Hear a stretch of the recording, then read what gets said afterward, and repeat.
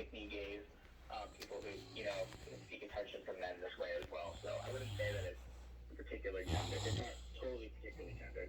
We're speaking with David Oliver, wellness reporter at USA Today. His story is called, "Are You an Accidental Instagram Creep?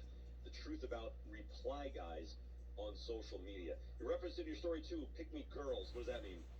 It's something a little bit different. That's sort of somebody who's, trying to be on social, trying to act like they're, somebody who's, I'm not like the other girls kind of a person. It's sort of a different phenomenon. I don't know exactly how these terms all came to be, but it's something a little bit different. It's something to be careful of in terms of, conflating these two things together. All right, so somebody's listening to you and me, and they think, oh, yeah, I could see where I might be considered a little over the top, like that guy, the reply guy. How do you face it?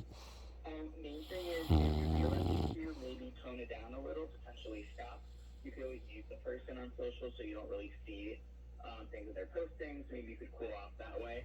Or, have a conversation with that person, or say, you can be forward about it and say, if you feel like you're being overbearing and whatnot, that's one way to do it. But also just kind of look internally and think about why you're the one, why you're interested in talking to this person in the first place. Is it because you like them? Is it because you're obsessed with them? And sort of judge from there how that can go.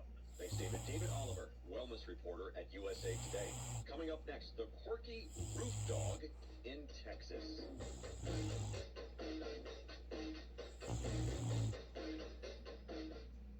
My doctor told me my cholesterol is borderline.